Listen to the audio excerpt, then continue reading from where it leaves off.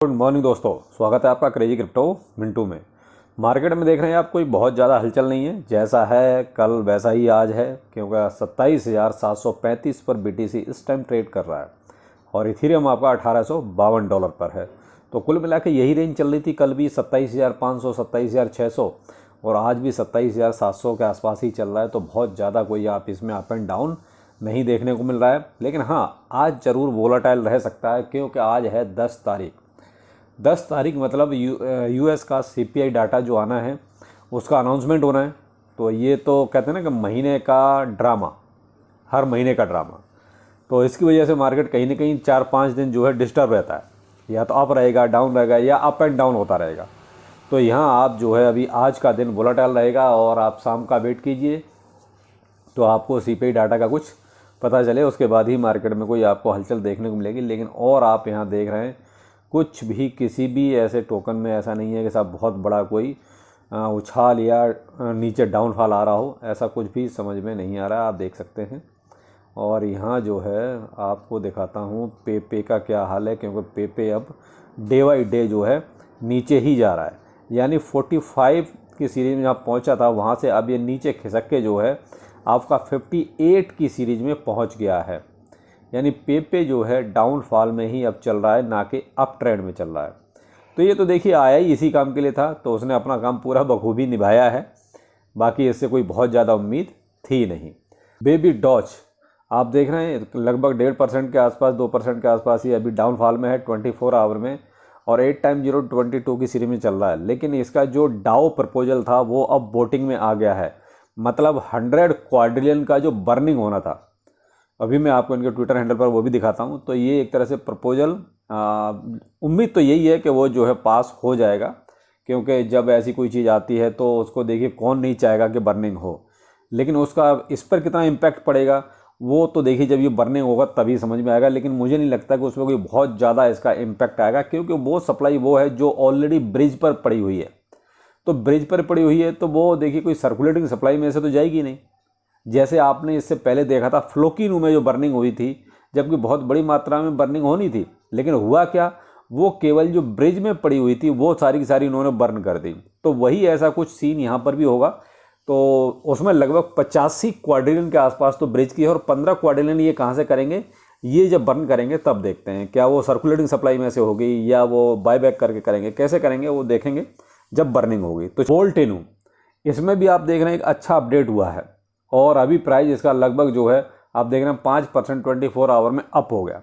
अब इसमें जो एक तरह से अपग्रेड हुआ है वो ये हुआ है कि ये इथेरियम और BNB दोनों चेन्स पर इसका जो टैक्स है वो 0 हो गया है। यानी डाउ में इनका भी प्रपोजल था बाकायदा, तो वो एक तरह से पास हो गया है। इनकी वोटिंग वगैरह कंप्लीट हो चुकी है और रिजल्ट भी एक तरह से आ चुका है।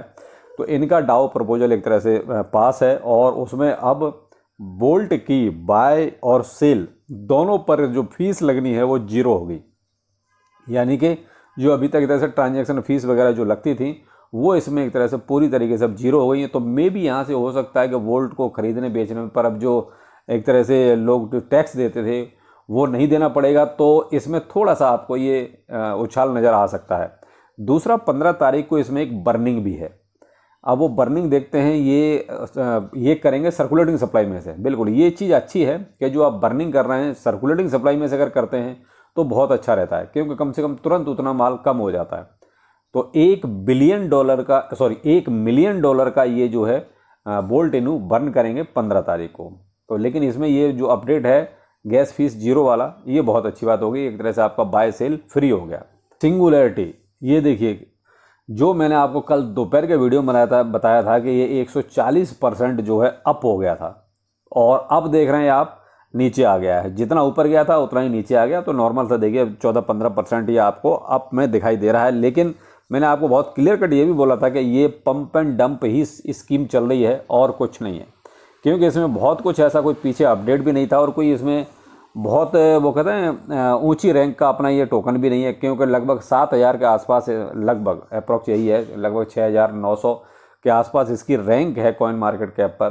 तो इसमें देखिए और क्या हो सकता था, यही हो सकता था। लेकिन क्या है कि ये पंप डंप स्कीम सिंगुलैरिटी के नाम पर एक तरह से सिंगुलैरिटी डाउ है, सिंगुलैरिटी NET है, उसके नाम पर ही एक तरह से रग पुल टाइप का हो जाता है। तो मैंने इसलिए आपको आगाह भी किया था भाई 140% ऊपर गया जरूर है, लेकिन सावधान रहिएगा, ये पंप डंप है। और ये कल दोपहर का वीडियो था अर्न विद रोहिता चैनल पर, और आप देख रहे हैं आप ये उतना ही जितना ऊपर गया था उतना नीचे आ गया है। तो ऐसे टोकन से थोड़ा सा सावधान रहिए। मार्केट में देखिए इस टाइप के टोकन भरे पड़े हैं।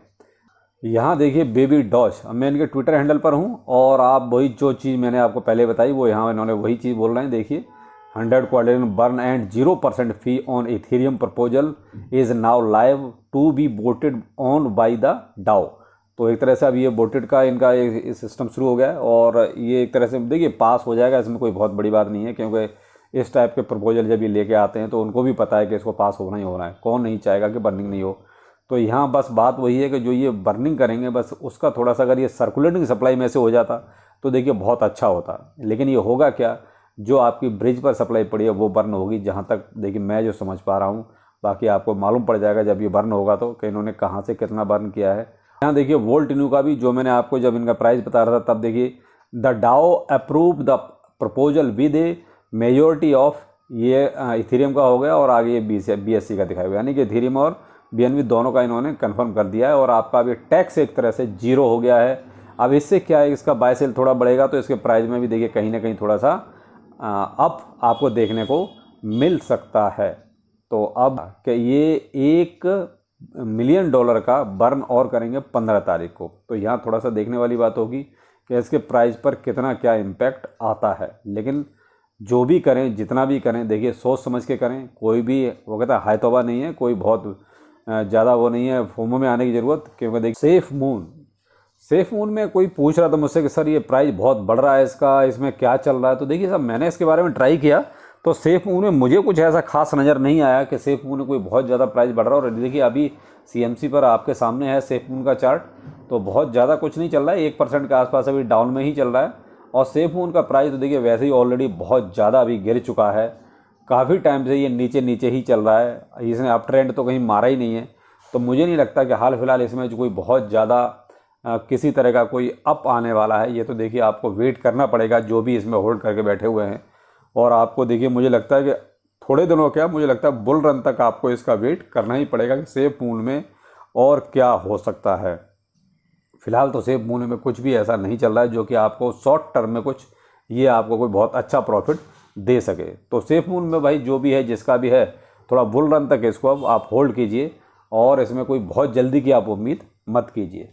तो देखिए ये तो था अभी तक का अपडेट। जो भी है मार्केट में कुछ बहुत अच्छा नहीं चल रहा, अभी एक साइड पे मूवमेंट चल रहा है। आप शाम तक का वेट कीजिए क्योंकि US CPI डाटा के आने के बाद ही बहुत कुछ आपको नज़र आ सकता है। लेकिन पंप डंप से होशियार रहिएगा। तो चलिए फिर मिलते हैं, नमस्कार।